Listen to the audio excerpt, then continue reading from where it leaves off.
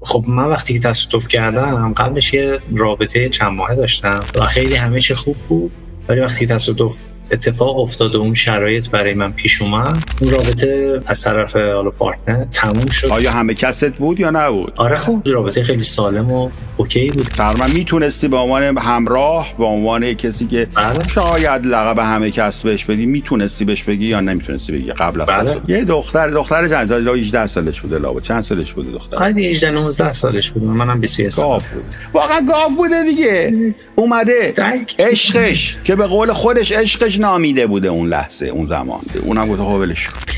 خب میدونی من همیشه این سوالا از خودم پرسیده بودم اگه جای ما عوض میشد من چی کار میکردم. مرد زن رو ول میکنه ولی زن مرد رو ول نمیکنه. برای خودتو هیچ وقت جاتون رو عوض نکنید. این داستان فرق میکنه.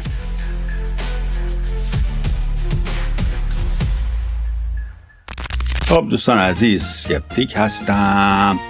یه موضوع آوردم روز واسهتون که کرک و پرتون بریزه. موضوعی که خیلی کم بهش پرداخته میشه در مملکت ایران.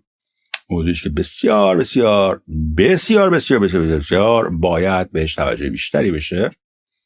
موضوعی است که اغلب سبب میشه که دوستانی که راجبشون میخوایم صحبت بکنیم مورد آزار، اذیت و ناراحتی مضاعف بشن در زندگیشون. و خیلی خوبه که از 2 نفر انسان بزرگ ما دعوت کردیم که دچار این حالت هستند، این حالت ها رو تجربه میکنن و بخوایم زندگی این افراد چگونه است با این وضعیت. ما امروز میخوایم راجع به افرادی صحبت کنیم که محدودیت دارن در زندگیشون و میخوایم ببینیم که محدودیت در زندگی، این بعضی از این افراد از بچگی این محدودیت رو داشتن، همانی به دنیا آمدن، بعد از اینکه به دنیا آمدن و بزرگ شدن اینا از دست دادن توانایی رو در بدنشون و این محدودیت بعداً به وجود اومده. مسلماً این 2 کاتگوری متفاوته ولی در هر حال هر دو محدودیت دارن. از دوستان عزیز بسیار بزرگواری که لطف کردن تشریف بیارن راجع به این موضوع صحبت کنین دعوت کردیم. جناب آقای پوریا و جناب خانم سرکار علیه خانم فرنوش. عزیزان دل من، حالتون چطور عزیزان؟ فرنوش جان. متشکرم، خیلی ممنون، عالی. در خدمت شما پوریا عزیز دل من. پوریا جان خیلی خوش آمدید. پوریا رو دوستان میشناسن از سری قبل. پوریا جان خودت رو معرفی کن. درود بر شما و همه عزیزانی که منو میبینن. من پوریا هستم، 35 سالمه و از سال 2010 تقریبا 14 سال پیش تأثیر حادثه تصادف دچار آسیب نخاعی شدم و روی ویلچر میشینم از اون تاریخ تا 2010. بله یه خورده فرمایشون راجع به شما به تاریخچه شما چجوریه؟ بله من 57 سالمه و یه بیماری ژنتیکی دارم از بچگی، استروژنیس ایمپرفکتا هست که این تو خانوادمون بوده و به منم منتقل شده دیگه. از بچگی با هم بوده تا حالا. بسیاری راجع به قطع نخاع اینا مردم شنیدن احتمالاً، مثلا در جنگ چیز که ایران و عراق بود خیلی با این قضیه آشنا هستن، در تصادفات قبلا شنیدن مردم. ولی بیماری شما رو من بعید بدونم کسی شنیده باشه.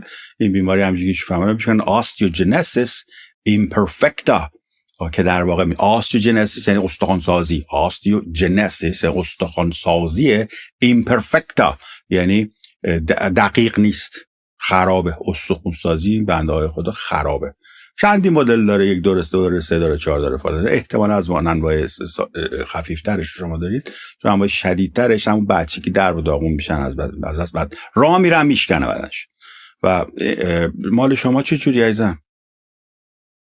من وقتی پاهام خیلی درگیر کرده، البته بالا تن ما اینا به اون صورت نیست، پاهام بچه که بودم میخوردم زمین میشکست و خب اون موقع زمان منم این بیماری خیلی ناشناخته تر بود. دکتر ایران نمیدونستن، گچ میگرفتم ولی بعدش که باز میکردم باز نمیتونستم راه برم، بازم احتیاج به کمک داشتم و اینا.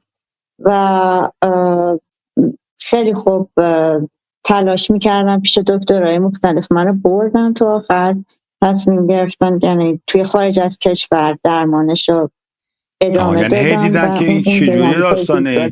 این فرنوش راه میره پاش میشکنه، داستانش چیه، میخوره زمین، بعد هم گچ میگن خوب نمیشه، بعد دکتر گفت آقا این داستانی داره و این بچه مگه اینقدر هرچی بهش کرده.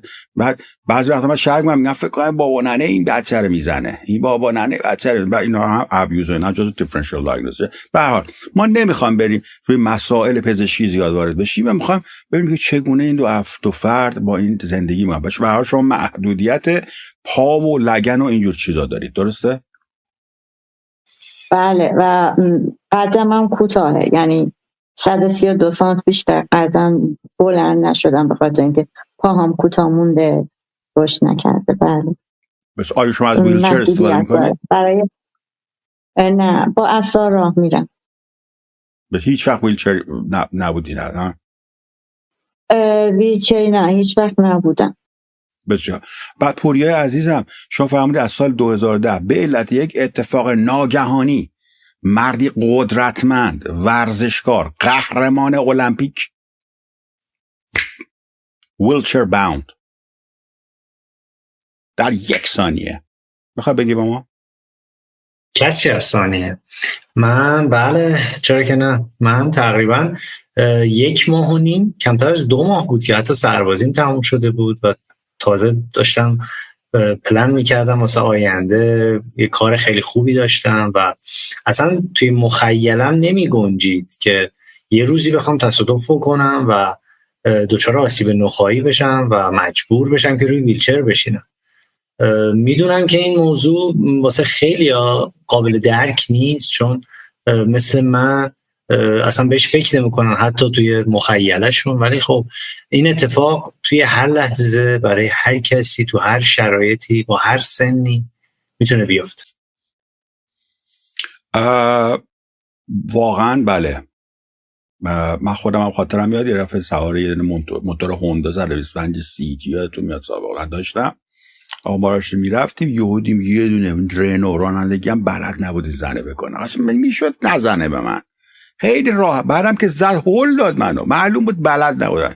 آقا ما رو انداخت توی جوب، گردن من پیچید، این مهره من آسیب نشکست، مهره C6 خیلی بد میشه اونجا، خیلی بد میشه و یه درجاتی از آسیب عصبی اینا وارد شد، ولی پاره نشد نخواه و تو مدت ها سر من از هیلوها بسته بودن و گردن اینجوری فال کرده بود اینا. به هر حال من ریکاور شدم از اون قضیه، ولی میتونه یعنی یه کوچولو دیگه پا گاز و هول میده، چون من هول داد زد و هول داد، یه سر دیگه بیشتر هول داده بود، گردن متلاشی شده بود و بنده الان دیگه دستامو نمیتونستم اینجوری کنم. بعد مجاهد الحمدلله ربه و اتوب علیه جمیعا الاسکب سلامت بمونه همیشه دقیقا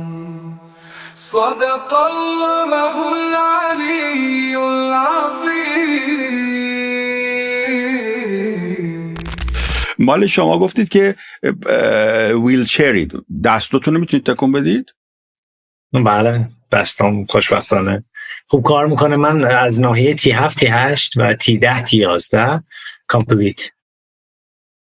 بله تی و اینا که میگم، من گفتم سی میشه cervical spine، اینجا میشه cervical. بعد میگم thoracic spine داریم، thoracic الان عبدالله عکسشو نشون میده، بعدم lumbar spine داریم که بعدش 5 تا پایین هستش. بعد ایشون در ناحیه T7 شما فرمودید؟ بله سینه T7 که ویدیو بود، ما زمان قبل یه ویدیو میگرفتیم تی فیلای فیلم پیچکا میخورد.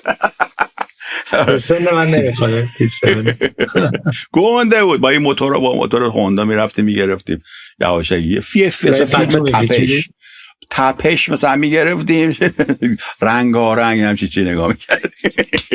خیلی خوب، پس شما میگید که سبب شد که جفت پاتونو فعالیتاش از دست بدید، یعنی آیا شما راه میتونید برید؟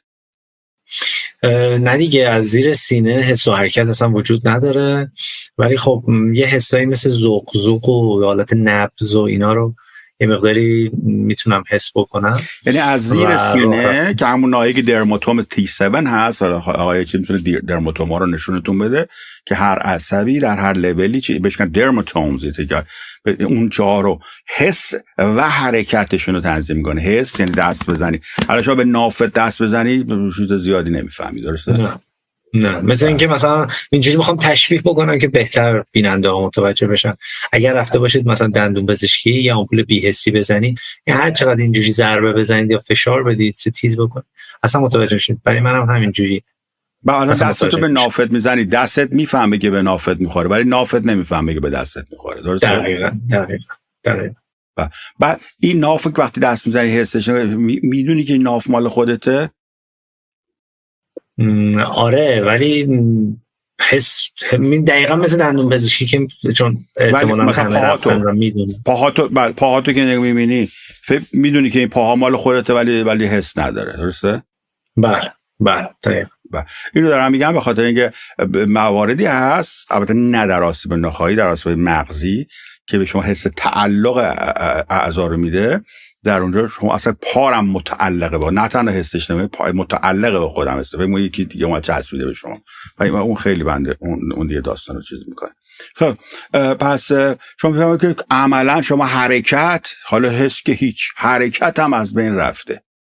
به نظر شما حس بیشتر برای شما مهم بوده یا حرکت؟ حس. من با یکی از پزشکای توانبخشی که صحبت میکردم میگفتش که اگر حس برای افراد دارای آسیب نخاعی وجود داشته باشه به نظر میاد که راحت ترین نوع محدودیت جسمی حرکتی هستش یا معلولیت. عجب نکته‌ای گفت بچه‌ها. من خودم تا حالا اینجوری فکر نکرده بودم. الان حس و حرکت رو از دست دادی، ولی میگه اگه حرکت رو از دست میدادم هم اینقدر متأثر نمیشدم که هر دو رو از دست بدم. خانم حالا در مورد حس داستانهای خیلی جالبی هستش که بعداً میتونیم واردش بشیم که نداشتن حس یعنی چی. کاملا. منم اتفاقا می‌خواستم برنامه برم یواش یواش بریم. خانم فرنوش شما چی؟ شما حس داره پاهات؟ لگنت اینا؟ بله من بله حس دارم. خیلی خوبه که حس دارم. حرکت هم داری؟ بله حرکت هم دارم ولی فقط استخونات چوله شده. استخونات چوله است فقط. ها ببینید عمل کردم صافه، خب صافش کردم ولی به مرور زمان یکی از پام که توش پین نداشت بله یک کمی انحنا پیدا کرده. ولی بعد این استخوان شما استخوان شما اساسا بدن بلد نیست استخوان خوب بسازه، جوش نمیخوره. حالا چه جوری ول میکنه؟ چه جوریه؟ ببینید خب بچه که بودم من تا قبل از 8 سالگی اصلا نمیتونستم راه برم چون هیچ عملی روی پام نشده. بعد از 8 سالگی که عمل کردم خب استخونام قطع کردن و پین ازش رد کردن و به زور پین داربست بستن. داربست زدن اینا.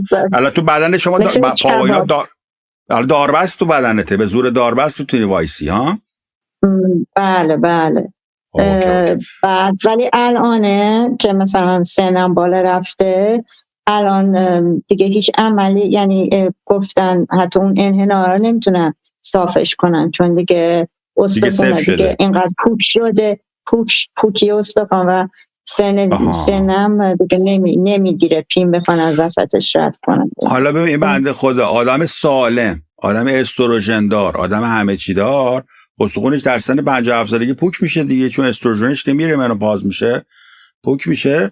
یعنی همین جوریش انسان سالم استخوانش خود ضعیف میشه. این بنده خدا اصلا قابلیت ترمیم نداره. برای خیلی باید مراقب باشی از این به بعد که شکستگی بیشتری به خود نه. خب حالا ولی باید حس دارید و حرکت هم میکنی ولی میکلی به قول معروف، مثلا به سرعت حرکت نمیتونه بکنی. کار تو خونه کاراتو کی انجام میده؟ خودم انجام میدم. مشکل نداره، فقط به خاطر اینکه خب قدم کوتاهه یه سری چیزا دستم نمیرسه که خب متاسفانه مثلا توی ایران دیگه آره سقف طبقه بلند گرفته، 6 متر سقف داره، چه خبرته؟ طاق نصرت. بله خونه هایی که میخریم مثلا اونجوری نیست که طراحی بشه برای معلولا، این مشکلات هست دیگه. ببینید چقدر جالبه، بچه‌ها میگه آقا میگه اصلا در بعضی جاها یه فسیلیتی ها و مناطقی هست که مخصوص این اصلا طراحی میشه، ولی شما میتونه همیشه بعد از اون افتر مارکت مودیفای کنی، ریل بزنی، نمیدونم چیکار بکنی، خودت میتونی کار رو بکنی. البته با پوریا هم صحبت کنم راجع به حس، می‌خواست داستان مهمی با ما بگه. حس چیه؟ خود راجع به حس بگو پوریا. حس خیلی مبحث پیچیده‌ایه. وقتی که من تصادف کردم، یکی از بدترین اتفاقایی که برای من افتاد زخم بستر بود که برای کسایی که آسیب نخاعی میشن و تصادف میکنن و توی بیمارستان هم، خب بیمارستان‌های دولتی میبرن دیگه، اورژانس بیمار رو توی بیمارستان‌های دولتی میبره و اونجا خب چون نیرو کمه. ببین اینو ازت بپرسم قبل از اینکه اجازه، این اورژانس‌ها شکستگی نخاع تو رو بدتر نکردن تو راه انتقال؟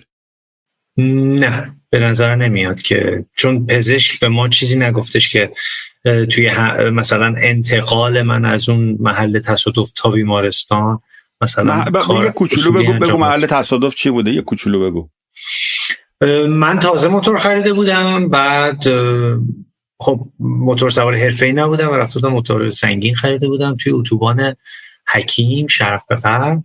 میخواستم بیام توی خروجی اشرفی اصفهانی که دیگه فرمون شروع به لرزش کرد، کنترل موتور رو از دست دادم و جوری فکر میکنم ترمز جلو زدم، چون تو اون لحظه به اون صورت چیز خاصی یادم نمیاد. بیهوش شدی؟ ولی بعدن که موتور رو بیهوش شدم، ولی بعد از چند دقیقه که چشمو باز کردم دیدم سرم زیر گاردریل و چند نفر دور و برم. صحنه لرزش فرمون رو یادت میاد ها؟ بله قشنگ یادمه که فرمون لرزید، ولی بعدش ولی خیلی جالب بود. دقیقاً تو لحظه تصادف کل زندگی مثل نوار چند صدم ثانیه‌ای از جلو چشمام رد شد. خیلی چیز جالبی بود. از بچگی هم اینجوری تا یعنی میدونستی اتفاق بدی داره میفته، میدونستی یه وضعیت عجیبیه، یه وضعیت مهمی داره اتفاق میفته. دقیقاً.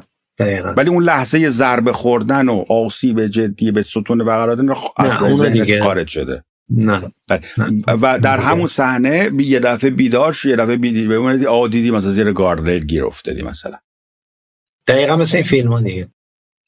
بعد که شما رو میگه در انتقال هم به نظر میاد فیکست کرده بودن، تو رو تخت گذاشتن، چیکار آوردن تو اینجا، چون قدیما که میگرفتن میکشیدن گردن یا رو نشکسته بودن میشکستنش، بعد آوردن تو بیمارستان. به خدا اینجا مثلا تصادف در مورد این موضوع من بگم که اگر کسی تصادف میکنه، به خدا اینجا تصادف میکنه یارو میخواد ببین مثلا من دیدم یارو میگه نه تکون نخور بابا خوبم، نه نمیذارن تکون بخوری، هم گردن بابا ولمون کن میبندن. بفرمایید. به خاطر اینکه آگاهی هستش، بعضیا متاسفانه آگاهی ندارن و وقتی که حادثه اتفاق میفته از روی خیرخواهی و کمک کردن میخوان بیان جلو و یه کاری انجام بدن، ولی میزن من کار رو خراب میکنم. من خیلی از دوستای آسیب نخاعی دارم که اگر در واقع اصول ایمنی و همه حالا گردنبندایی که حالا فیکس میکنه یا مسائل دیگه اگر درست انجام میشد، این طرف اصلا آسیب نخاعی نمیشد. ولی خب به خاطر اینکه تکونای خیلی شدید این تخته‌ای که میگم و گردنبندی که میگم هیچ احد و ناسی حق نداره باز بکنه مگر تو اورژانس دکتر بعد از چیز اون میگن کلیرش میکنه. کلیر اونجا دستور فقط دکتر، نمیدونم تکنسی هم آقا ما نمیدونیم، مأمور معذور، برو این تو حرف نزن یا با سالمم حرف نزن، دکتر باید بگه سالمی سرش. بسیار پس شما برای فهمیدید که وارد شدید اونجا و دو بوتوشار بد سور شدید و زخم بستر. بله به دلیل نبودن حس تقریبا نزدیک بسل و نخاع پایینتر از دقیقا ستون فقرات وقتی که دیگه تموم میشه اونجا دچار آسیب به زخم بستر شدم و خیلی درگیری برای من ایجاد کرد از لحاظ هزینه‌ای. وقتی شما وقتی میفرمایید که حس نداشتم و اینا، وقتی که شما ضربه رو خوردی زیر گارد ریل حس میکردی با تو یا نه؟ نه دیگه تموم شده بود. عجیب بعد نبود خیلی منگ بوده. آره ببینید انقدر منگ من بودی تو میفهمم، شوکه بودی، درد داشتم. اومدی تو اورژانس چی؟ توی اورژانس اومدی و اونجا تعجب نکردی چرا پات درد نمیکنه؟ مورفین به هم انقدر زده بودن مغز خیلی اون فانکشن کجا درد میکرد؟ نداشت. کل بدنم انگار که مثلا پات هم درد میکرد؟ وایسا نه پات حس نداشت. همینو میگم کجا درد میکرد؟ تو گفتی کل بدن، کجا درد میکرد؟ بالای اون جاهایی که حس داشتم درد میکرد، یعنی از دست کمرت درد میکرد که ضربه خورده بود؟ کمر نه، ولی سینه و در واقع قسمت پشتم، ستون فقرات. چون من دردش مال کوبیدگی بود؟ دردش مال کوبیدگی بود یا دردش مال چیز دیگه ای بود؟ فکر میکنم اون ضربه خیلی شدید بوده، حالت کوفتگی ایجاد شده، ولی کوفتگی خیلی شدید، چون من ریه هام آسیب دید و خون ریزی کرد از حادثه تصادف. واو. بعد تو ریت هم خون جمع شد یعنی؟ بله، چست تیوب زدن، هم به سمت راست هم به چپ. بفهمش داغون شد. خوب نوموتوراکس نگرد. ببین میشه هیموتوراکس به میگن، یه عکس هیموتوراکس هم بذار بچه‌ها ببینن، بعد یه لوله میذارن بهش میگن چست توب که خالی بکنه، چون اگه خالی نشه اون فضای پلورا رو بهش میگن، تو فضای پلورا پر خون میشه، بعد این کلاپس میکنه ریه، میمیره آدم. آقا وا نمیشه این ریه به علت حرکت قفسه سینه بازو بسته میشه دیگه ها. بعد این ریه هم چسبیده به قفسه سینه. یه فضایی هم هست بین فضای مجازی، بهش میگن چی؟ بهش میگن پلورال سپیس. بعد توی پلورال سپیس خون جمع شده بوده. چقدر خون کشیدن بیرون؟ نمیدونم دقیقاً چند سیسی، ولی به چپ و راست، یعنی سمت چپ و راست دو طرف چشیون بسر بود. بله دو طرف. اوکی. خب پس خیلی کریتیکال بوده واقعا که مغزت سالم مونده و خیلی شانس آوردی. آخه کلاکاسکت داشتم، اگه کلاکاسکت نشون که احتمال زیاد میمردم، چون ضربه خیلی شدید به سرم بود، چون سرم وارد شد، چون دندونام شکست، یه دندونام کلا ریشه در اومد، زبونم پاره شد، چند بار زبونم. حالا من سوال برام این مهمه که بله در قسمت باسن، لگن، پا، اینو که حس نداشتی شما وقتی خوابیدی، ممکنه مخصوصا در سیکرال اونجا پایین ستون مهرا، اونجایی که بیشتر فشار میاد، پایین لگن بالای منطقه باسن و اینا، اونجا خیلی شایعه که چیز بشه، بهت سور بگیره، زخم فشاری بهش میگن، فشاری روش تکون دیدی آدم وقتی میشینه خواب میبره پاش، این نمیفهمه خوابش خواب برده، همینجوری میشینه میمیره اونجا اون قسمت پوست. ولی شما فرمودید قسمت پشت کلت، نیپ اف نک، اینجا رو گفتی، اونجا چرا؟ نه پشت کله نه، گفتی بسن نقا. دقیقا اشتباه گفتم، توی فکر میکنم اشتباه گفتم، پایین ستون فقرات، همونجایی که من الان میگم. اوکی، میگم سیکرال ایریا، سیکرال یعنی اون ستون، اون قسمت لومبار سپاین که تموم میشه میچسبه به ساکروم، استخوان ساکروم، اونجا بیشتری فشاره دیگه، اونجا لپ کون هست، بغل وسط لپ کون اونجا رو نمیخواستم بگم دیگه، و اونجا خیلی هم بده، چون زیرش استخونه، خون رسانی اونجا هم یه ناجوره، بعد تمام بدن هم اونجا. بعد آقای چی میگه؟ چی آقای پوریا میگه که پرستار ایرانی حال ندارن تکون بدن مریضو. نه حال ندارن که نیرو خیلی واقعا کم. ما اونجا بودیم متوجه شدیم که انقدر تعداد بیمار زیاده و نیرو کم، خب اینا واقعا همه جوره سعی میکردن خدمت بکنن به بیمارا، ولی این چیزی که هستش خود خانواده ها میتونن این کار انجام بدن. اگر کسی دچار آسیب نخاعی شد، حتما اون همراه اون بیمار بیاد هی اینو تکونش بده، نذاره آسیب پوستی همون به صورت بگیره. بچه بذار اهمیتش رو بهت بگم چقدر این مهمه. شما وقتی میشین روی صندلی چند وقت میتونید تکون نخورید؟ من همون قدری که کلا دارم از مردم میپرسم، اگر شما میشینی روی صندلی به قرآن مجید بعد 5 دقیقه یه تکون اینجوری میکنه، جا به جایی میشی. چرا؟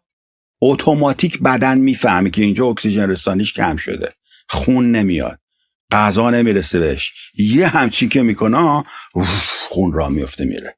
همون براش بسس، برای منده خدا مثل یه تیکه گوشت افتاده اونجا 24 ساعت خودشم خبر نداره، بلد نیست، چه میدونه، یه تیرانداز تیرکین میزنه به اینا. اومد اونجا رو بیمارستان. اون موقع من تیراندازم نبودم اصلا، اون موقع جوانی بودم تازه.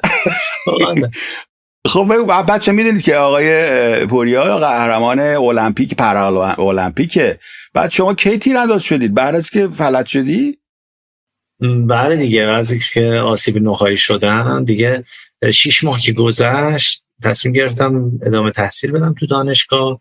بعد 3 سال که گذشت از دانشگاه وارد ورزش تیر و کمان شدم، ولی خب قبلش حرفه‌ای بسکتبال بازی میکردم. بعد دیگه رفتم تو تیر کمان و دیگه آلوده تیر کمان شد. آفرین. و این بوان ارو سپورت رو شما در واقع بعد از اینکه فلج شدی و قابلیت بسکتبال تو از دست دادی اومدی این طرف. آیا با ویلچر هم بسکتبال بازی میکنن پارالمپیک؟ آره اتفاقا تیم ایران هم یکی از قدرترین تیم‌های جهانه و بچه‌های خیلی خوبی دارن توش فعالیت میکنن. به من خیلی پیشنهاد شد که برو سراغ بسکتبال با ویلچر، ولی چون تو ذهنم بسکتبال جور دیگه‌ای بود، پرش بود، لیاپ بود، اسلم دانک و اینجور داستانا، برای من پذیرش سخت بود که نشسته. اصلا داستان اون واقعا فرق میکنه، اون ورزش اینقدر انیمیتد. و ببین یه اسلام دانک شو خیلی فرق میکنه. خانم فرنوش، آقای پوریا یه جوان جسور بوده و بسکت میزده و سگام میرفته و دریبل میزده و فلان اینا. بعد که دیده این پا رو از دست داده گفت یعنی چی، بریم حداقل یه تیر کینی بزنیم بین اونا. به هر حال هدفش یه جوری دنبال کرده بوده. شما چی؟ شما از ابتدا اینجوری بودی؟ ها، به من بگو شما زندگی چگونه شکل گرفت؟ خب میدونین، خب یه مقدار سخت بود به خاطر اینکه دیده مردم یه جوری بود که مثلا یه حالت دلسوزانه داشت، یه جورایی در قدیم ترام که من به هر حال سنم دیدی چقدر جالب بود این نکته‌ای که فرنوش گفت. به فرنوش نگاه، فرنوش یه چیزی گفت، من اصلا رفتم تو افق. این بچگی دلشون مردم میسوخته واسش، ولی پوریا رو بعد از اینکه فلج شد شروع کردن دلشون براش بسوزه. درست میگم؟ الان مردم دلشون بر تو میسوزه پوریا؟ برای من شاید داره بگم با جوان حیفه مثلا چرا رو ویلچر، ولی من یادم میاد خدا شاید من هیلو نمیدونم در شاید عکس هیلو رو بذار، یه دونه چیز مثلا اسکلت درست میکنن که گردن اینجوری میمونه بهش میگن هیلو، که اینجا کله رو میگیره اینجوری که اصلا کله تکون نخوره. من یه دفعه اینو داشتم سوار تاکسی شدم، خود تا سوار تاکسی شدم، یارو که بغلم نشسته گفت الهی 100,000 مرتبه شده اللهم صل علی محمد. اینقدر من میخواستم با چک بزنم تو گوشش پدر سوخته رو، یعنی میگفت که خدا رو شکر سر من نیومده. خیلی زشته این حرف. به شما هم میگن که خدا رو 100,000 مرتبه شکر. میگم به شما به خدا گفتن. من بچگی مثلا داره رد میشه تو خیابونا، این دخترم داره میکله اونجا راه میره، میگم خدای 100,000 مرتبه شکرت، یعنی خوب شد سر من نیومدی. خیلی پستن. ناراحت نمیشی شما؟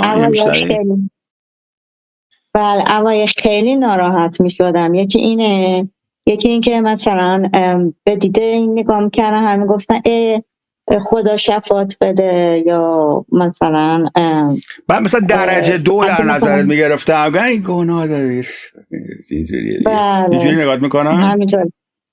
همینجور. تو چی پوریا؟ تو همینجوری نگاه میکنن؟ بزنه پوریا رو به پوریا آخه خیلی خفنه، اجازه نمیده که اینجوری بهش نگاه کنه.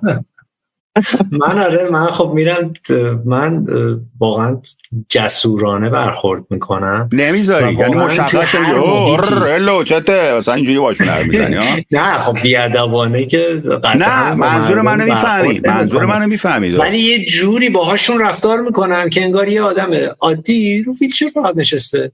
ولی بچه فرنوش دیدید انگار پذیرفته اینو، یه خورده حالت و این اصلا شکل داده پرسونالیتی این فرد رو. الان چشای چیز رو نگاه بکن، پوریا رو بخواد جر بده آدمو، ولی چشای و این پرسونالیتی شما رو تغییر میده for the rest of your life. پوریا مثل کوه تو دل سختی ها، ترحم نمیخواد میره تا ته دنیا.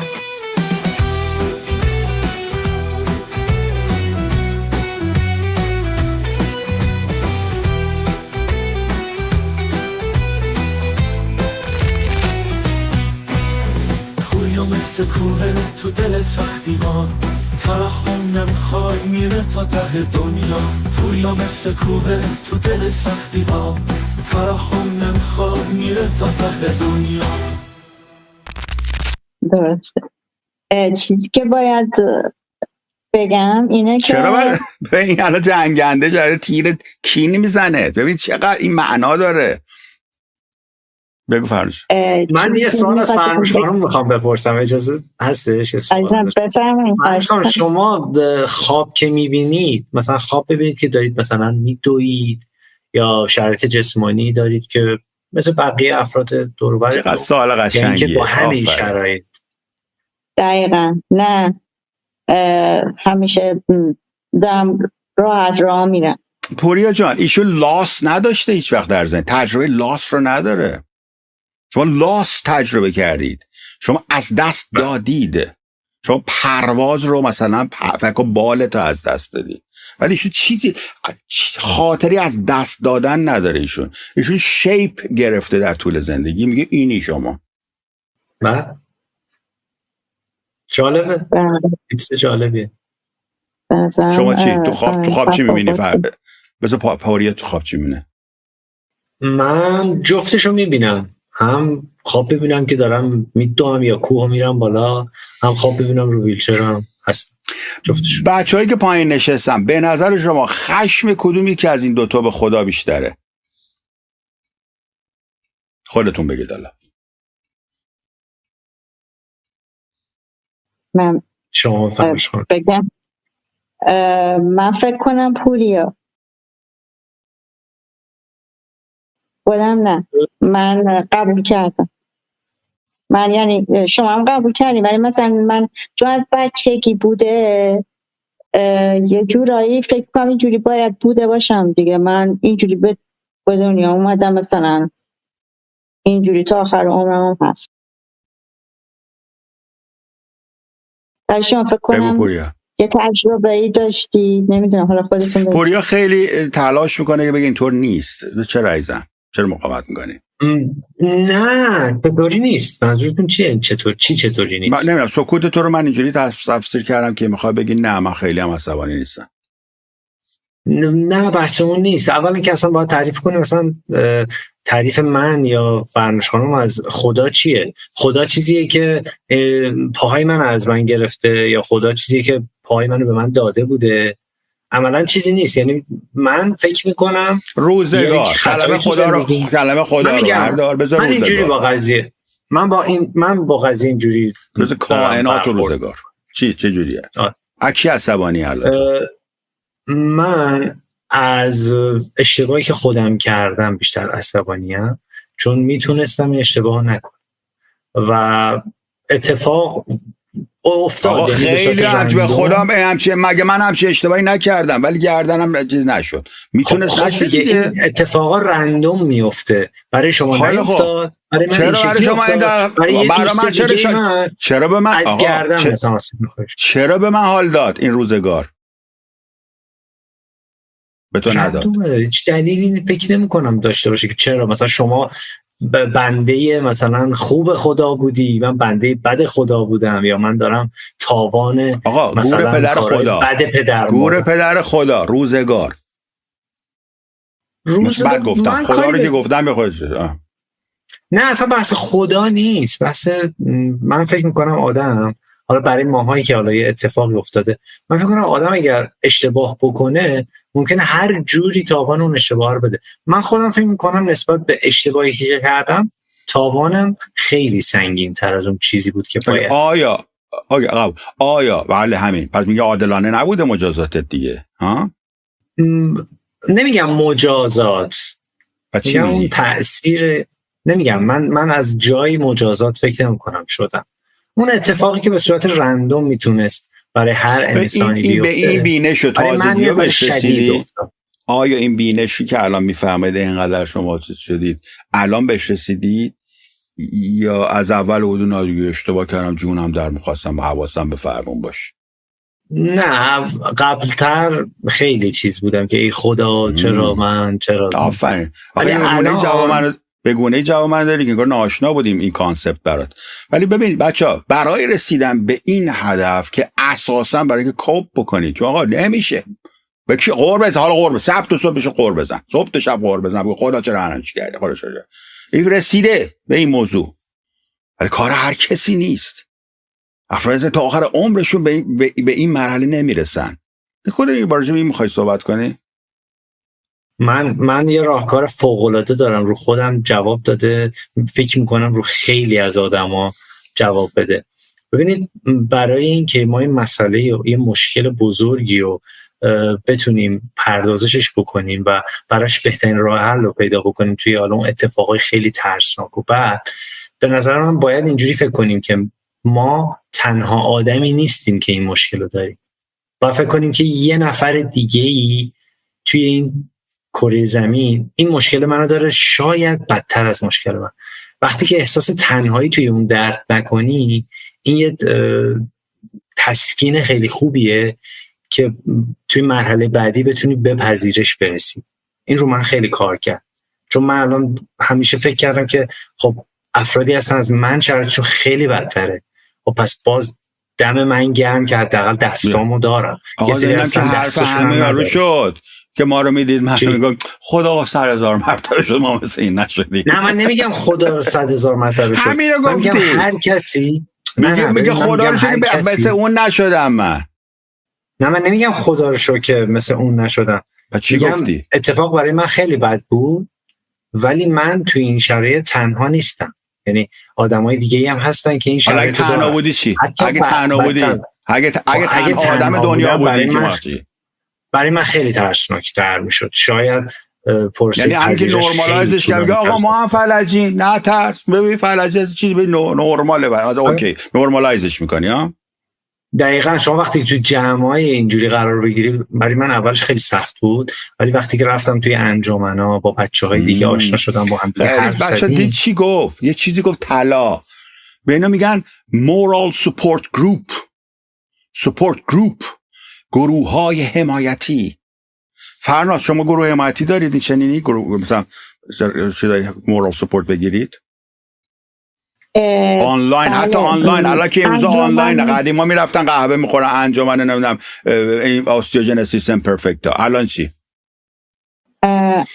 الان آنلاین هست، خبر دارم، ولی توی ایران متاسفانه من میدونم مثلا اکوندروپلیژیا ها دارن. اکوندروپلیژیا که میدونی چیه؟ اونه که بیشین تنبکی هن و فلا اینا، اونا خیلی زیاد دارن.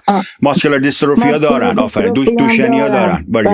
ولی شما خیلی نادری، فکر کنم چند نفری، 1000 نفر هم نیستید کلا در ایران فکر کنم. من نشنیدم، ما نداشتیم. بسیار. شما چی آقای پوریا؟ آقای شما عضو انجمن هستید؟ من وقتی که ایران زندگی میکردم بله جزو انجمن بودم و فعالیت هم میکردم. ایران عضو انجمن بودی اومدی اینجا؟ معمولا این مردم میان خارج عضو انجمن میشن، شما چه جوری بوده؟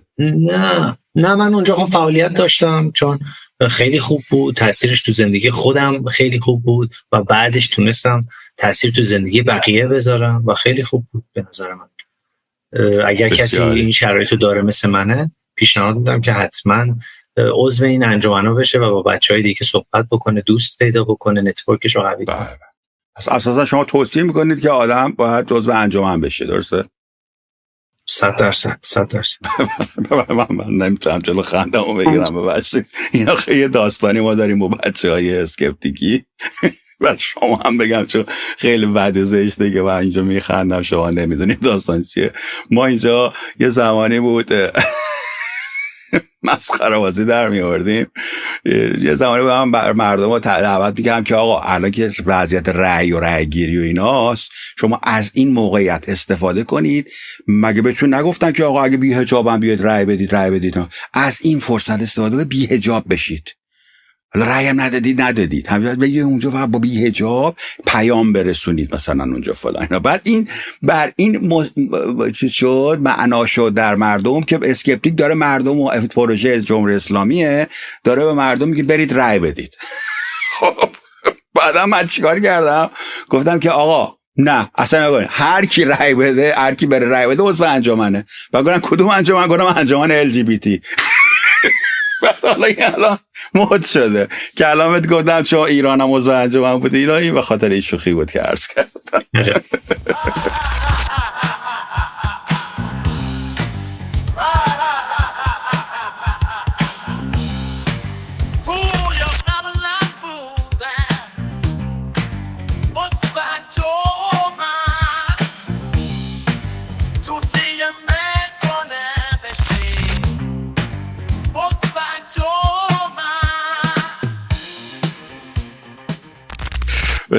پس شما می‌فرمایید که این سپورت گروپ ها بسیار مهم هستن. چه کمکی مثلا شما میگیره؟ بله مثلا که افرادی که اسپاینال اینجری دارن خیلی زیادن و در این سپورت گروپ چی کار میکنید شما؟ تو انجمن خب یه سری کلاس‌های مثلا آموزشی میذاشتن برای سبک زندگی یا وسایل بهداشتی میدادن یا حتی به من مثلا یه کمک میدادن به میگه اصلا یه جای فاند داره، چریتیه. من فکر کنم 4 تا آدم هم مثل NAیا میرن دور هم دیگه بعد سر سبد میچرخونن پول میگیرن از ملت. شما میگه کمک هم میشدی؟ کمک میکردن، چون خب ببینید الان خود انجمن مثلا زاینوخای تهران به من کمک کرد که من تو مسیر ورزشیم رشد بکنم. این انجمن چیز NGO یا گاورمنتاله؟ نه کاملا توسط یه سری آدمای خیر و خیلی آدمای خوب واقعا دارن. شما چی فرنوش؟ شما چه حمایتی گرفتی؟ پوریا جان یه انجمنی رفته که جزو انجمن خیرین بوده، ولی مثلا من انجمنایی که دولتیه اونا اصلا چیز جالبی از آب در نیامده. یعنی مثلا کمک آنچنانی هیچی نیست. من یه سری رفتم توی، البته من احتیاج به کمکی نداشتم، دوست داشتم میمدیم بچه فعالیت کنن اینا، که متاسفانه قشری که میان اونجا بیشتر مثلا میان که یه کمکی از طبقات خیلی پایین جامعه هستن و میان که یه پولی بگیرن و خیلی اوضاع درمانی و تحصیلاتی که براشون میدن خیلی بده. یعنی آدمای خیلی فقیرتر میان. برای همین خودم دیگه تو اونجا من اومدم بیرون دیگه. من مثلا با کسی فعلا نیستم. آنلاین چی؟ اصلا دوست بشی یا با یکی بخوای دوست بشی آقا با هم دیگه دردمون رو با هم دیگه با هم دیگه اختلاط کنیم. آنلاین هم ندارید تو این مایه ها؟ نه بیماری من که نداره. من راستیتش من خودم با بچه‌هایی که دوستای من آدمایی که اصلا مشکل معلولیت ندارم، همشون سالمه. یعنی من از این لحاظ با هیچ معلولی در تماس نبودم.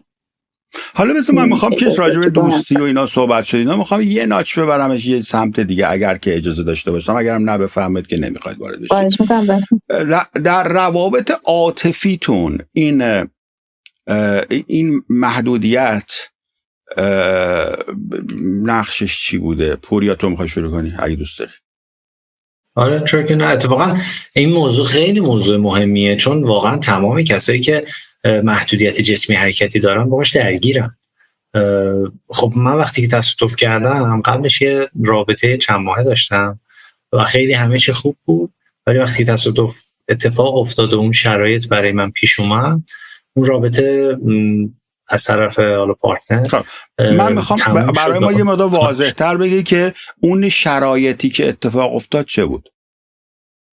اون شرایط یه جوون 21 ساله‌ای بود که روی تخت افتاده بود، دچار آسیب نخاعی شده بود و هیچ کسی نمیدونست که این چه آینده‌ای داره.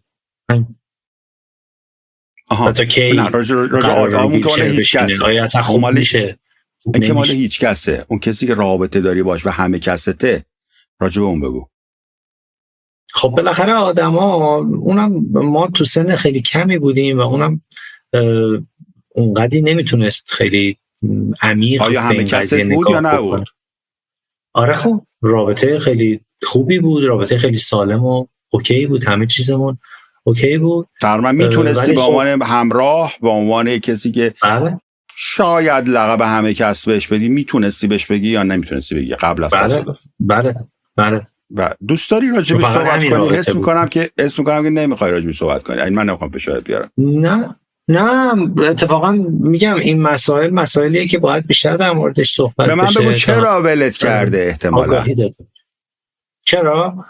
خب به خاطر اینکه فکر می‌کرده که من حدس میزنم که آینده‌ای کنار یه پسری که قراره حالا تا آخر عمر روی ویلچر باشه تو ذهنش متصور. تو بیمارستان کات کرد باهات؟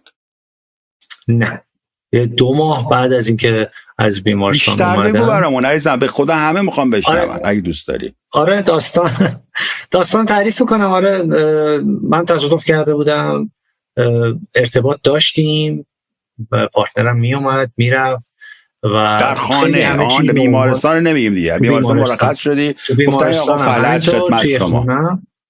آره توی خونم تا 1-2 ماه اومدن و رفتن، بعد دیگه روابط اومدن و رفتن. یعنی چی؟ با خانواده میومد؟ با مامانش میومد، چون مامانش منو دیده بود قبلا، ما ارتباط داشتیم. مثلا شما تکی اصلا همدیگر دیده بودین قبل از تصادف یا نه تکی، یا با شاپران داشتی همیشه؟ تکی یعنی چی منظورتون؟ تکی کیو دیده رفته بودین با هم، با این دختره با هم دیگه تک شده بودین تا حالا؟ نه قبل از آره دیگه. خب ما خانواده چند ماه بگو دیگه، به خدا همه میخوای همینا رو بشنون. ما ریلیشن چند ماهه داشتیم که من تصادف کردم. مامانش هم قبل تصادف من دیده بود. آقا میشناخت منو. ایشون میگه من از اینجا به پایین حس ندارم، حرکت هم ندارم. خب بیشتر بگو بفهمن ملت. آره دیگه، وقتی که این شرایط برای من پیش اومد، خب منم که خودم کلا اطلاعاتی در مورد آسیب نخاعی نداشتم و اصلا اون روزای اول همش تصورم این بود که نه من خوب میشم، من خوب، همش تکرار میکردم نه بالاخره یه جوری از شر این ویلچر خلاص میشم. ولی حقیقت چیز دیگه ای بود. اون آدمم چون اطلاعاتی نداشت مثل خیلی از آدمای دیگه، آینده‌ای متصور نبود کنار یه پسری که حالا روی ویلچر باشه و نمیدونه. یعنی چی میگم من هرچی میخوام بگم که نمیگی تو، ولی ایشون اومد چی گفت که ببین من شما آینده‌ای برای من نداری. چی شد که ولت؟ نه اینجوری نبود. اتفاقا تا روز آخرم خیلی با احترام و خیلی خوب، ولی یواش یواش این رابطه، مثلا فکر کنید هر روز اگر با هم حرف میزدیم شد 1 روز در میون، شد 2 روز در میون، شد 1 هفته، شد 1 ماه، دیگه تموم شد. اینجوری اون سرد شد بیشتر یا شما سرد؟ آره دیگه چیز کرد دیگه. منم متوجه شدم که این داستان یه جوریه که یه طرفه نمیشه باشه. سوار ویلچر نشدین با هم دیگه برین کافی شاپی، برین دربندی این ور اون نرفتین؟ من دیگه نه اون موقع من فقط خونه بودم. من تقریبا چند ماه اول فقط خونه بودم. میتونستی برای فیزیوتراپی میرفتم. میتونستی بیای با ویلچر؟ میتونستیم برین کافی شاپ سر کوچه یا نه با این دختره؟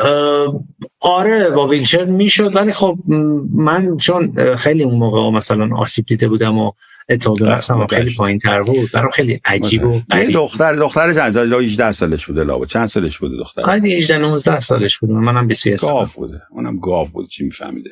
بعد گفته که ببخشید چرا میگم، چون واقعا گاو بوده دیگه. اومده عشقش که به قول خودش عشقش نامیده بوده اون لحظه، اون زمان اومده دیگه که تصادف کرده و ننه بیا بریم به این سر بزنه و اینم که افتاده تو تخت و من ننه هم گفته این به دردت نمیخوره. ببین این قاشو حالا این که افتاده حسم نداره و حس نداره دا. بعد اونم گفته ولش کن، مگه نه؟ من نمیدونم چه دیالوگایی برقرار شده، ولی شما خیلی شهر شریفی هستید، ولی مطمئنم که به احساستون خیلی شبیه چیزی که من میگم، مگه نه؟ خب میدونی من همیشه این سوالا از خودم پرسیده بودم، اگر جای ما عوض میشد من چی کار میکردم. این خیلی سوال مهمه. بگو آقا این خانم فلج تو خونه افتاده، شما بابا ننه میره ملاقات، بفرما بگو. حالا همون دیگه سوال خیلی سختیه، هنوزم واقعا نمیدونم. ببینید اگر آگاهی و من جوابتو بدم مرد باشه ول میکنه. آقا من جواب بدم، مرد زن و ول، گوش کن مرد زن و ول میکنه ولی زن مرد و ول نمیکنه. منم کیس خیلی زیادی توی مرکز خودتو هیچ وقت جاتون عوض نکنید، این داستان فرق میکنه. که فرنوش جان شما بگید. خیلی سخت. بله من اتفاقا خیلی سوال خوبیه، چون من خب تا ازدواج نکردم و فکر میکنم یه دلیل عمده این مسئله اینه که مردا خانومیه که مثلا معلولیت داشته باشه هرگز قبول نمیکنن. خب به چند دلیل، یکی این که بچه دار شدن ممکنه مشکل داشته باشه، یکی این که به هر حال زن باید اصلا توی فرهنگ ایرانی بتونه کاراشو بکنه، حوصله ندارن کار اون زنه براش انجام بدن، باید کار خونه انجام بده و از لحاظ هیکلی باید خوشگل باشه. خب حالا مثلا من قدم کوتاه و این همیشه برای من مشکل بوده. این نامردی نیست به نظره که مردا میگن زنه باید خوشگل و جیگر باشه که ما عاشقش بشیم، ولی زنها الزامن این شرط لازمشون نیست. یه چیز خیلی کوتاه میخوام آقای اسکپتیک بگم. من یه سفری که انگلیس داشتم اون موقع مثلا 15-16 سالم بود، یه خانومی دیدم روی ویلچر، خیلی اصلا از نظر هیکلی در هم پیچیده و حتی صورت قشنگی آنچنانی هم نداشت، ولی پارتنرش نمیدونم حالا اون شوهرش بود هر کی بود، یک آقای قد بلند و خوش تیپ. اون روز من پیش خودم تو این فکرم که مثلا ببین اینجا چقدر خوبه، چقدر روشن فکرن، ببین اصلا براش مهم نیست این قیافه. نه زن پولدار بوده. آها یعنی مرد پیش شرفه، کلا مرد پیش شرفه، کلا پای نداره کدوم کشور باشه کجا باشه. ایولوشن اینجوری کرده یا آقا من یک زن فرتایل میخوام که بدونم بچه در میاد از این، نه که فشینه فکر کنه. ایولوشن اینجوری کرد، میگه باید فیزیکلی هلثی باشه طرف که بچه مناسب در بیاد، بتونه شیرش بده، بزرگش بکنه، بلندش بکنه. اینا زن نه، زن رابطه محوره، مرد سکس محوره متاسفانه و این اختلاف وجوده. و اینو من دارم میگم پوریا جان چون که شما انقدر انسان شریفی هستی که یک نکته منفی راجع به این دختر حتی نگفتید. من در واقع میخوام بگم که نه تنها دختر که مادر این دختر خیلی آدمای بی‌انصافی بودن. واقعا نمیتونیم قضاوت بکنیم چون ما جای اونا نبودیم، ما به کفش اونا راه نرفتیم. من قضاوت میکنم، باشم وای میسم مردن بیان اینجا با من صحبت کنن. فکر میکرد گفتن ازش آسونه، انکار میکنه، فکر نمیکرد بره و نمونه. من خوبم میگه ولی دستاش میلرزه، وقتی وسط میاد حرف از گذشته. میگم اون رفت چون لیاقت نداشت، میگه آدم ها رو نمیشه قضاوت کرد زیاد. اون رفت چون من عوض شدم ولی کم نشدم، با همین چرخ روش کردم و بلند شدم.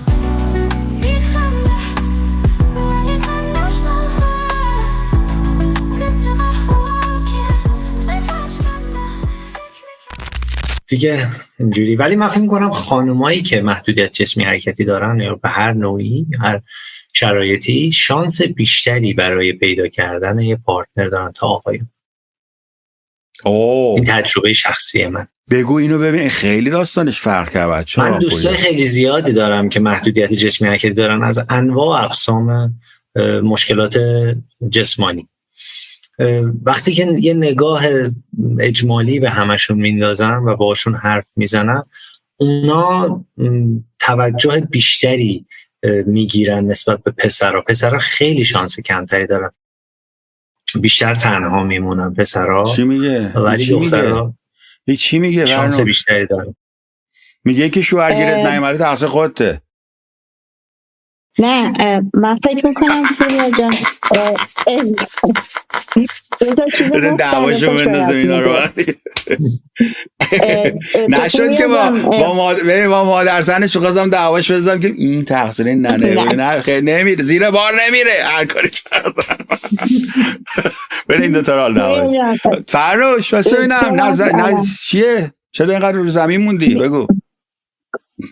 ببینید من ازدواج جدا میکنم با مثلا اینکه حالا دوست پسر داشته باشه، رابطه یه سکس با هم داشته باشن. آره پوریا جان فکر کنم مثلا ازدواج زندگی نه شلوغش نگو. شما یه دایکاتومی اشتباه زدی، ازدواج و سکس. میگه وسط هم نداریم ما. شما رابطه عاطفی غیر ازدواجی نمیتونی داشته باشی؟ چرا؟ خیلی خوب. چرا اونو نگفتی؟ دایکاتومیش کردی واسه ما. اصلا من نمیدونم حالا کدوم قسمت ها پوریا جان، فکر کنم بیشتر اون رابطه دائم بودن نه مثلا حالا یا ازدواج یا مثلا دائم با هم زندگی کردن رو میگه برای پسرها. پوریا جان شما میگی شانس دخترها بهتره، پسرها رو کسی محل نمیده. ها؟ بیشتر آره. خب این یه واقعیته و خدا شاهدت پوریا جان نگو این حرفا. من اگه دختر بودم همیشه امشب شماره‌تو گرفته بودم. چرا نگیرم؟ میخنده بچه‌هایی که فکر میکنن این خنده تو کانتیجسه، خنده تو مصریه، زیبایی چهره تو مصریه، شرافت تو مصریه عزیزم. اونم چیزی که دختر دنبال ایناست. این فکر میکنه سکس میخواد. دختر اینا رو میخواد که تو داری، تو ثروتمندی عزیزم. میفهمی؟ ببین چهره رو. خب شما خیلی عمیق دارید این مسائل رو مطرح میکنی، ولی توی دنیای واقعی آدما جور دیگه ای فکر میکنن. این تعداد دختره که شما دارید میگید تعدادشون خیلی کم. من دارم با این شرایط زندگی میکنم. نه به خدا نمیدونم چی داری میگی. شو هرش تو بگو جان تو. این خیلی سرتقه. من فکر میکردم میشه خیلی هر چی بهش میگی نه. من با شما برم خواستگاری به جون خودم به قرآن همونجا معامله رو میچسبونم واسط. تیر کین میزنه نرم 100 تا یقاس. ایشون خیلی برارده. من فکر میکنم برای ما سخت‌تر باشه. ببین ایشون بچه مثبته. من هر چی دارم بهش دنده میدم یه خود قور بزنه به خدا و یه خود این دختر دوست دختر قبلیشو بزنن به چیزی دنده نمیخوره به دست سوخته. به چقدر بچه مثبته. همش هم میخنده و میگه خدا رو شکر من اشتباه کردم، فرمون تکون خورد و جونم در و حالا با فلان و چی و الانم خوشحال، زندگی خوشحال. چه کار چه جوری تو به این مرحله رسیدی پسر؟ به ما هم یاد بده عزیزم. رو توسعه فردیم کار کردم، سعی کردم که خیلی منطقی به قضیه ما 4 ستون بدنمون سالمه، همش میگیم دیپرسیم با هیپرسیم عجب زندگی تو به خودی داریم. چی کار میکنی؟ چه جوری زندگی؟ چه جوری تو به این آرامش رسیدی پسر؟ من میگم الان معنای زندگی من بیشتر تاثیر مثبت گذاشتن تو زندگی تمام آدمایی که دور و بر من هستن، کسی که منو میبینن یا منو حالا با من در ارتباط هستن. فکر میکنم اونقدی ما زمان نداریم برای اینکه بخوایم به هم دیگه کمک بکنیم و خوب زندگی بکنیم و دوست دارم با کیفیت ترین و با بهترین حالت ممکن زندگی بکنم و تاثیر خودم بذارم و اثر به من بگو خود برای بقیه باشه توی این دنیا. بینی و بین الله این سوال منو پاسخ بده. شما عشق که رابطه یه دو نفر باشه عشق است، که قسمتش هم میتونه سکس باشه البته، عشق است، چی همیناست، معناست و شما معنا داری میاری. اومد دختر خوشش نیاد تو دیگه محل نمیدن، آهن پرست شدن دخترها الان آهن پرست. نه بحث محل دادن نیست، بعضی وقتا دیگه میگی دارم زندگی میکنم و انقدر هدفهای بزرگ دارم که حالا به اونا بیشتر خودش محل نمیده، این خودش محل نمیده دختر رو بکنه. دست دختر رو میبینی تو خیابون میری یا نه؟ مامانم میگه تو چقدر دخترها چیزی، تو چقدر بد اخلاقی. بفرما. در میده فرنوشی، در میده دختر رو. ببین نه به نظر من دخترها میگن شونزشون باز. خب نکته دیگه ای دارید بچه‌ها بگید؟ به نظر من یه خورده بیش از حد به شما دارم فشار میارم و زیادی باهاتون پسر قاله شدم، ولی این به این علتی که یه خودم نگه شما بشکنه و بتونید مسائل عمیق‌ترتون رو بفرمایید. دوست دارید راجع به چه موردی الان صحبت بکنیم؟ در انتظار میخواید راجع به انتظارتون از مردم بگید یا نه، یا از دولت؟ خب اگر از من میپرسید که خب بله انتظارات که خیلی هست، من اصلا هیچ امکانات که رفاهی به اون صورت به ایران که نیست. خب برای میشه قول زدن، این سال هاست ما همش داریم همین چیزا رو میگیم، هیچی هم درست نمیشه. ما باید فکر کنم خودمون به خودمون کمک کنیم، یعنی انتظارات دولت نداشته باشیم، چون درست شدنی نیست هرچی هم قول بزنیم. من تا جایی که میتونم مثلا با این مشکلات کنار اومدم دیگه، سعی میکنم خودم مثلا میخوام برم جایی که یه جورایی برای خودم یه جوری سخته، سعی میکنم مثلا یا کمک بگیرم از کسی که کمک کنه یا وسایلش رو جور کنم که بتونم یه جوری خودم برم مشکل. البته به نظر میرسه من اینجوری حسم شما کار ثابتی در طول این 57 سال داشتید که مثلا پول در بیارید ازش؟ بله من کار میکردم، من تو کتابخونه کار میکردم. حقوق میگرفتید از کتابخونه؟ بله شرایطم جوری بود، مثلا جایی من قرار میدادن که خب بتونم با شرایطم جور باشه. شما یه فردی بودی که فاینانشیالی از اقتصادی رو پا خودتون بودید و خرج خودتون رو در تمام زندگی خودتون دادید؟ بله خب پدر و مادرم کمک کردن، ولی مثلا این خونه به این قشنگی با این نور و نور پردازی رو پول کتابداری شما خریدی؟ نه پدر و مادر. بله بنابراین این یکی از افراد خوش شانس بودی که آستیوجنسیس ایمپرفکت ها رو تشخیص دادن، بردن لندن براش سیخ گذاشتن و فلان، اینا پولدار بودید دیگه. مایه دارید شما، قبوله؟ تموم شد. بگرنه یه آدم 57 ساله و آستیوجنسیس ایمپرفکت ها کتابدار بیچاره میشه در ایران. شانس آورد توی خانواده پولدار به دنیا آمده. ولی و شما میگید که وظیفه دولتی که یه استراکچری داشته باشه، یه سوشال ویلفری داشته باشه که اینا رو ادرس بکنه، افراد متخصصی باشن اینو شناسایی بکنن، نیازهای روانی، اجتماعی، اقتصادی اینا رو بررسی بکنن که یه مینیمومی حداقل داشته باشه وقتی که سنش میره بالاتر. بله. درسته؟ آقای پوریا شما خانواده‌ای هستن ندارن این واقعا رفاه ندارن و خیلی در مضیقن و دولت کمک کنه. و توی تهران یه جایی بود نام رفیده، همونجا میرفتن چیزا. شما این میدونه پوریا تا بگو. من رفیده هم بود، جاهای دیگه هم بود، خیلی مراکز رعد مثلا یکی از مراکز بزرگ بود که من خودم اونجا کامپیوتر یاد گرفتم، زبان انگلیسی یاد گرفتم، بعد بالاش اولین دانشگاه مناسب سازی شده برای افراد دارای معلولیت احداث شد، دانشگاه علمی کاربردی که همونجا من تحصیل کردم رشته کامپیوتر و مناسب سازی خیلی مرکز خوبی بود. ببینید بحث مناسب سازی اتفاقا یه مسئله خیلی مهمیه که من خیلی روش دارم فوکوس میکنم، چون من خودم هم تولید محتوا میکنم و تو این زمینه سعی میکنم اطلاع رسانی بکنم. اینو بگم برای بچه‌ها، بذار اینو برای بچه‌ها بگم. آقای پوریا یه یوتیوب داره، گل لینکشو بذارم اینجا ببینم. یه یوتیوب داره 20 و من 1-2 تا هفته ویدیوهاشو رفتم دیدم، خیلی حال کردم و واقعا این فرد داره تولید محتوا میکنه، کمک میکنه به جامعه، به آموزش مردم بز که هیچی نمیدونن راجع به این موضوع. واقعا دستت در نکنه عزیزم. ادامه بفرمایید. خواهش کنم.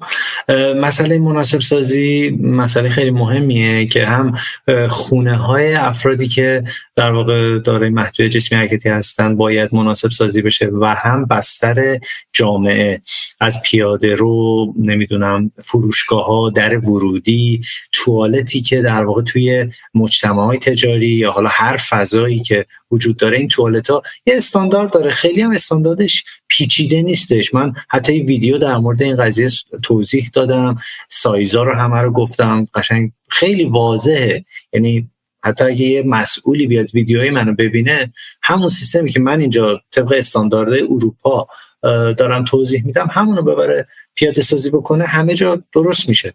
هیچ چیز سختی نیستش، فقط مسئله اینه که بخوام.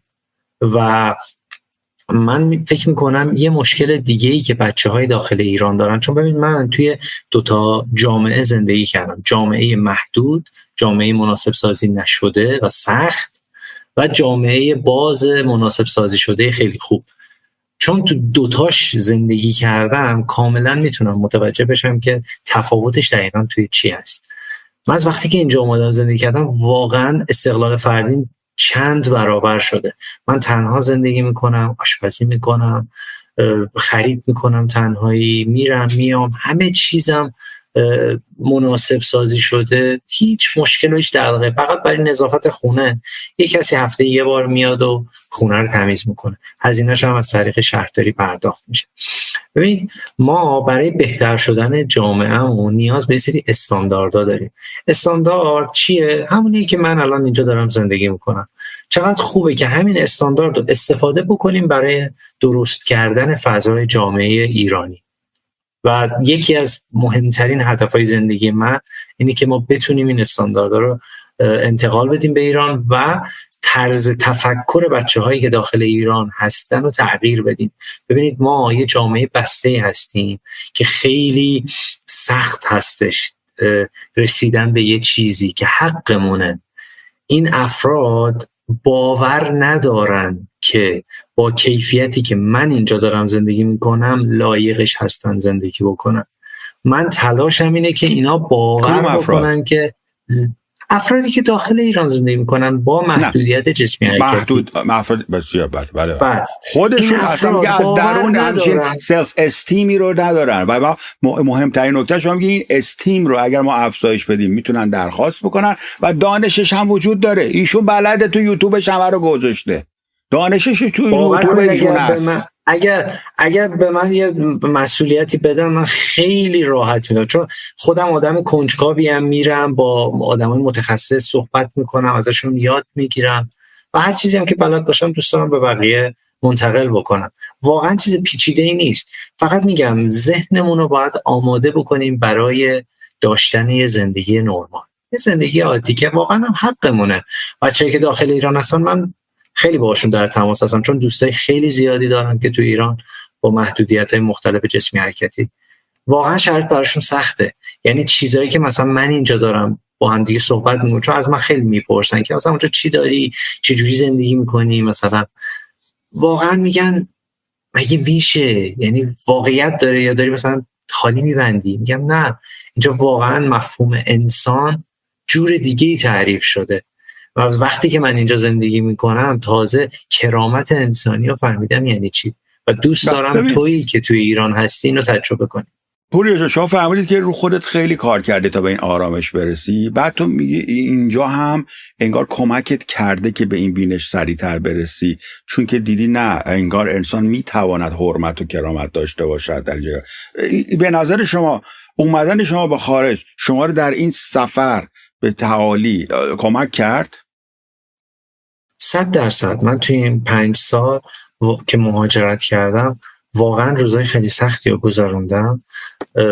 خیلی تنهایی به من فشار آورد، یعنی یکی از سخت‌ترین قسمت‌های مهاجرت اون تنهایی. تازه من اینجا برادرم زندگی می‌کرد. حالا بذار همینو بذار بپرسم، شما چه قهرمان تیراندازی ایران بودی، بعد اومدی خارج برای چی؟ چه شدی؟ من مسابقه داشتم توی هلند، مسابقه قهرمانی جهان بود که اونجا سهمیه پارالمپیک 2020 رو گرفتم، رکورد جهان رو زدیم و 4می جهان گرفتم.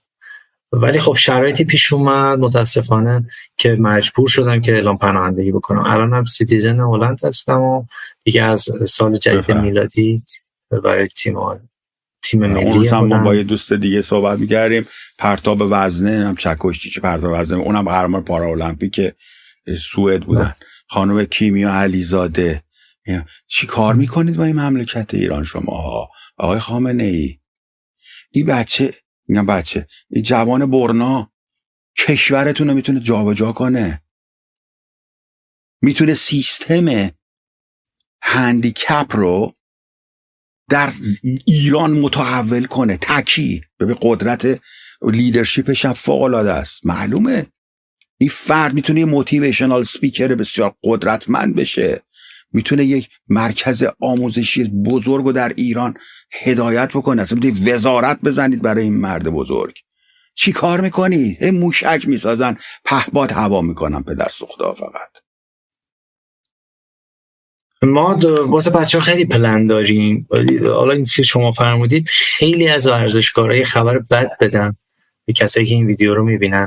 خیلی از ورزشکارها از دوستان ما اومدن بیرون و این مسئله اومدنشون بیرون و پناهنده شدنشون رسانه‌ای نشده به هر دلیلی. ولی بدونید که خیلی تعداد بیشتر از این چیزی که دارید توی اخبار میبینید و این فاجعه است. ما فکر میکنم سرمایه اون مملکت هستیم و باید برای ایران خودمون این پتانسیلی که داریم مصرف بشه. ولی خب به خاطر شرایطی که حالا پیش اومدیم اینجا پناهنده شدیم و اینا استفاده میکنن از ظرفیت ما، حالا علمی، تخصصی، ورزشی، هر چیزی که هست اینا دارن استفاده میکنن و اینجوریه دیگه شرایط. و حتی من یه پلتفرمی هم میخواستم اجرا بکنم توی ایران که افراد با انواع اقسام محدودیت جسمی حرکتیشون بیان اونجا ثبت نام بکنن و علاقه‌مندیاشون رو بگن و ما یه سری منتورایی داشته باشیم که اونا هم همین شرایط جسمانی مشابه رو داشته باشن که اینا بیان یه سری کارگروه تشکیل بدن و با هم دیگه، یعنی فکر کنید مثلا من توی اونجا یه تیم لیدر میشم، یه منتور میشم و کسایی که علاقه دارن به ورزش تیراندازی با کمان بیان مثلا با من کار بکنن و من تمام چیزایی که بلدم و ما هی متخصص تولید میکنیم و ما آدمایی که یه گوشه افتادن و هیچ کسی حتی نمیدونه که این آدم وجود داره میاد و رشد میکنه و اینو میگن امپاورمنت دیگه. اینو میگن امپاورمنت، توان بخشی. چی بهش میگن تو فارسی؟ که شما میتوانی افراد رو از زمین بلند بکنی. اونم این افرادی که هم آردی فکر میکنن زمین خوردن و بدبختن. خیلی بده که همچین حسی انسان داشته باشه که بکنه بدبخته. خیلی. و من میخوام که این همینجا گفتگوی امروز رو متوقف کنم اگر که اجازه بفرمایید، ولی به نظر میرسه که ما تازه ابتدای صحبتمونه. اگر که شما افتخار بدید تشریف بیارید واسه بیشتر در این روابط صحبت کنید، چون به نظر میرسه از این به بعد برای انسانهایی که محدودیت ندارن شما میتونید معلم باشید. حتی چرا؟ نگاه کنید رفتار این دوتا بزرگوار رو. اینو که ما هر کاری دنده خواسته بودیم نخورد، اون یکی همی چقدر آرامه. این نشون میده که این افراد انسانهای معمولی نیستند، انسانهایی که آب دیده شدن در طول زندگی، به قول اسمان کتک خوردند. آب دیده شدن در زندگی و میتونیم ازشون یاد بگیریم چگونه شما به این تعالی و ثبات رسیدید. مثلا پوریا حرف که میزنم من همشون آقا جان تو نمیشه تغییر جنسیت داد ما دختر شیم بیام زن تو بشیم. خیلی خوشم اومد ازت. شما بشو پدر خونده من. من فرنوشه که قرارست بستونم صاحب کن میخوریم هم به هم بهش گفتم آراج که زبسه رو بشه گفتم آزیزی گولان کرده امروز. عزیز دلان عشق منه فرنوشا، عشق به خدا. یه گروه زدیم تمام مسئولیت دادیم این بنده خدا، خب تمام بنگی ها رو جمع کرده گروه کانابیس و گروه کانابیس رو جمع کرده. بسیار ازتون تشکر میکنم. نکته پایانی فرنوشا نگی داری بگو. خیلی ممنون، خیلی صحبت خوبی بود، گفتگوی خوبی بود هم داشتیم و امیدوارم که ادامه دار باشه. بله ممنونی از شما که ادامه من تو آدم نکنی ولت نمیکنم، تو با من آدم کنی. من اختیار دارم خواهش میکنم شما. من خیلی میخوام آدم شم. رفتم مسلمون بشه آدم، اونجا هم نشد. رفتیم بهایی اونجا هم کشیدن زیر ما. فکر کنم تو بتونی من آدم کنی. پوریا جان حرف آخری اگه داری بزن. مرسی بابت وقتی که گذاشتید و توجهی که به این موضوع کردید، چون میگم واقعا این موضوع یه چیزی که خیلی پتانسیل داره، از ابعاد مختلف بهش نگاه بشه، واکاوی بشه و میتونه خیلی مفید باشه برای اطلاع رسانی به مردم که آدما یاد بگیرن که با کسایی که حالا محدودیت جسمی حرکتی دارن چجوری رفتار بکنن و چجوری درست بهشون کمک بکنن تو مسیر درست، که اون طرف هم حالا همه که مثل من نیستن که اعتماد نفسشون اوکی باشه. میدونید خیلی هستن که آسیب دیدن و از لحاظ شرایط روحی واقعا شرایط اوکی ندارن و سخته. خیلی نیاز هستش که اینجور برنامه‌ها بیشتر ساخته بشه، از دیدهای مختلف به این موضوع برسیم، بپردازیم. مثلا همین داشتن رابطه خیلی مسئله مهمی که اصلا حتی یه برنامه فقط در مورد رابطه حرف بزنیم. کسایی که محدودیت جسمی حرکتی دارن و از تنهایی رنج میبرن. میدونید مسائل خیلی زیادی هست که میشه در موردش صحبت کرد. امیدوارم کسایی که این ویدیو رو دیدن لذت برده باشن و یه چیزی بگم که ما آدما توی هر شرایط جسمانی، توی هر سنی که باشیم، یه روزی بالاخره به ناتوانی میرسیم.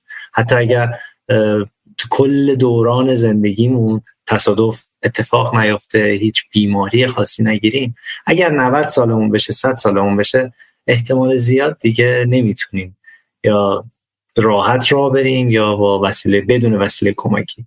پس قراره که به ناتوانی برسیم. پس از الان تو ذهنمون اینو داشته باشیم و یادش بگیریم. یه چیزی گفت پشمای من ریخت. And on that note هم قلبا که ایشون داد. On that note خداحافظی میکنم با دوستان عزیزمون. حتما پوریه خوشگلم و باز هم خواهیم داشت. فرنوش که دیگه سری منس با هم دیگه صحبت میکنیم. خداحافظ همتون.